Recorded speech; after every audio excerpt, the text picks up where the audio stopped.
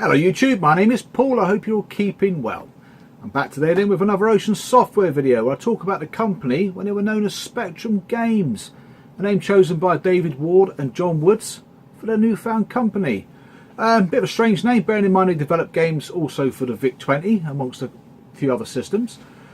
But yeah, the only way you could buy their games was via mail order. So in those old magazines, literally send off a £5.95 postal order and hopefully receive your game within 28 days. Now a lot of the times these games weren't actually made, and they relied on local enthusiasts and hobbyists to develop the games to then send out to the customer. So 9 games were advertised by Spectrum Games. 4 of them are missing in action on the old World of Spectrum website, so they might have been made on the VIC-20, but there's no sign of them. 5 of them do have TZX files, so you can download and play. And 4 of those games I have in my hand, which I'm really fortunate to get hold of them, to be honest, because they're really difficult to track down. Now what's quite peculiar about these games is some of them have a different name, but are the same game. And some were later released under the Ocean Software label. So if they actually, all 9 of them actually exist, I don't think anybody really knows. So yeah, it's quite a confusing time for Ocean Software, especially being called Spectrum Games, and especially having this mail order technique to get your games, because obviously they didn't distribute their games to the shops at that time. And the other place you can pick their games up from when they were called Spectrum Games was at trade fairs. And there was a story that they actually used to set their stall up next to Imagine Software, which is quite clever really. So let's crack on with these games. There's 9 to get through, so let's check them out.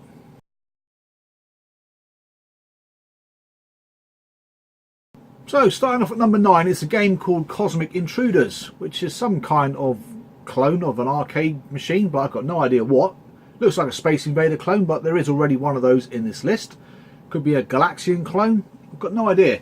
Very little about the game exists except for this one particular advert, a mail order advert, which you can pick up games like Cosmic Intruders, Road Frog, Rocket Command and Monster Muncher. But besides that, there's very little information whatsoever on this game. It was also released on the VIC-20 apparently, but if anyone has any information about this game, please leave it in the comments box below, because I'd love to know. Now as we go through this list, the first 4 games are very vague indeed. In fact, one of them I think got released later on. So let's move on to number 8.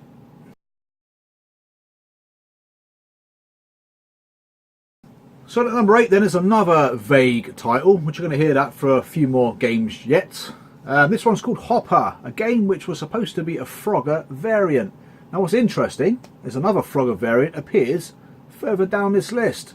So did Spectrum Games have a change of heart and call this game something else? Or what? Because I ain't got a clue. Again, like the last game, there is very little information. Just another mail order advert in another magazine from around sort of the middle of 1983. Now this particular advert, you can get Monster Muncher and Hopper. So it looks like probably the earliest advert Spectrum Games put out.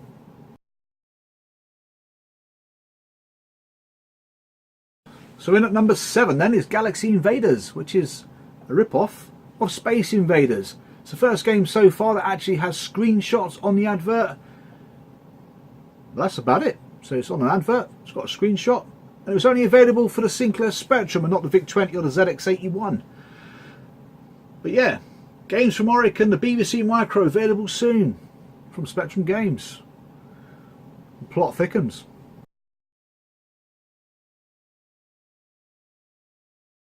So at number 6 then is a game called Missile Attack, which is a clone of Missile Command. Now this game is a bit more different because not only is it in the same old magazines with the same old adverts with the same £5.50 sign, but this game could have potentially got released or re-released under the Ocean Software label under a different name, because this game is not only just available for the Sinclair Spectrum, but it also come out on the Commodore 64, and that game is called Armageddon, which itself is a Missile Command clone.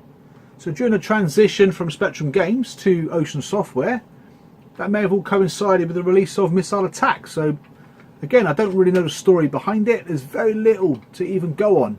But I did read somewhere that this was Missile Attack. So yeah, a bit more substance to this one. We've actually got a physical game. Again, there's no TZX file for Missile Attack. Obviously you can play Armageddon.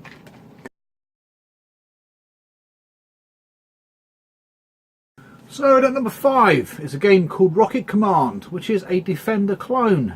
Now, it's the first game so far in this list. You can download a TZX file and try it out for yourself. And I did just that, and it's quite a difficult game to get used to, because those old games had a really strange key combination, so it didn't make it simple. But again, at least there's a TZX file which would suggest the game exists. There are some screenshots on World of Spectrum, but that's it. Apart from the obvious stuff like the magazine adverts and all the rest of it, there's not much else on this one either to show you, which is a shame. But I suppose there's some hope that it's out there somewhere.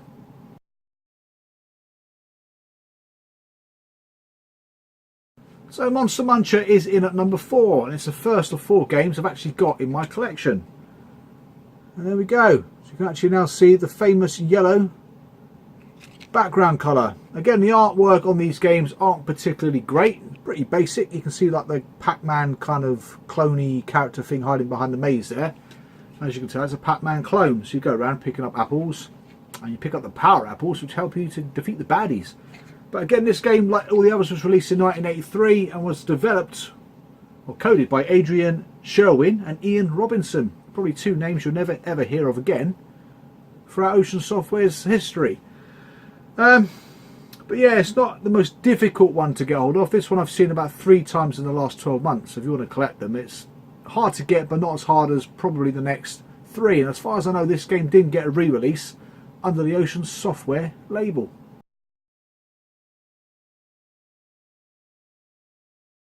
So at number 3, there is a game called Caterpillar. I wonder if you can guess what that's supposed to be a clone of. If you haven't guessed it, it's Centipede. Now Centipede is not a bad arcade game. Now I've got this for the Sinclair Spectrum and the VIC-20, and in fact the VIC-20 version is probably better than the Spectrum one. So the artwork is identical on both, but there is a stark difference. That's a Spectrum version by Spectrum Games, no doubt. The really funky looking Caterpillar. It sends shivers down my spine. Now if you look at Caterpillar on the VIC-20, it's actually under the Ocean label. Exactly the same artwork, obviously a different brand, not to confuse the VIC-20 owners. But if you look at the spine, it's pretty much the same. Not much difference at all. And the game was obviously released like all the others in 1983. I don't know why I keep saying that, but I do. For the 16K Spectrum as well.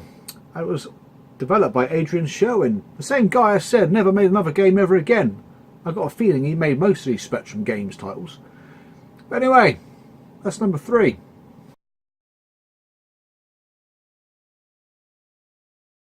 So in at number 2 is the second Frogger clone. So I mentioned in number 8 spot a game called Hopper. Now I don't know if Hopper transpired into Road Frog. I mean, Road Frog being my most recent addition to the Spectrum Games collection. I was quite lucky to find it on an online store, but I already have it for the Oric, and the Oric comes under the Ocean label, a bit like Caterpillar does for the VIC-20. So yeah, under the Ocean livery, the artwork's completely different. The bit that is similar is the spine. But yeah, it's quite interesting to see the 2 games running side by side, because the Spectrum version actually looks poorer than the Oric version, even though the Oric version doesn't move particularly well. As far as I know, the Spectrum version was written in BASIC, which probably explains quite a lot really. There's no information on World of Spectrum regarding who programmed the game, but at least there's a TZX file that you can download to play to your heart's content. That's it for number 2.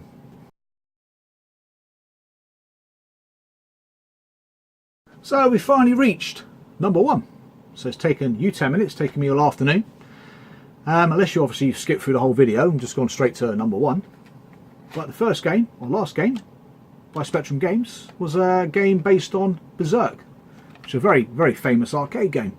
Game I never played. I played it on the Atari 2600.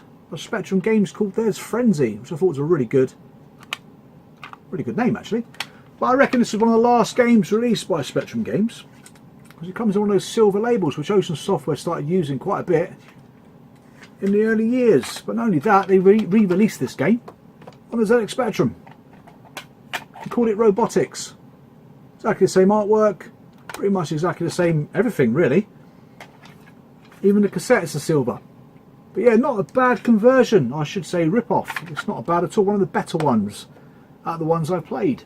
But it's been really interesting going through some of these Spectrum Games stuff, because you kind of like see the roots of Ocean Software. They kind of always stuck with arcade conversions, albeit official ones, and film tie-ins and stuff like that. So they didn't really change their strategy too much.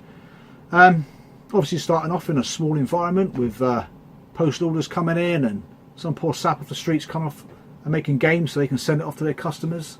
So it's amazing how they went from that to a large company, a bit like Amazon. But yeah, whilst I was going through some of the old magazines looking for old adverts and stuff, magazines like Penthouse and Playboy and Mayfair, Home Computing Weekly, you can see where I got confused. But yeah, it's quite intriguing to see all those old adverts, especially for magazines that came out probably when I was like about 7 or 8 years old and had no interest in this sort of stuff. But anyway, thank you very much for subscribing, thank you very much for watching. I'll see you all again soon. Take care and bye for now.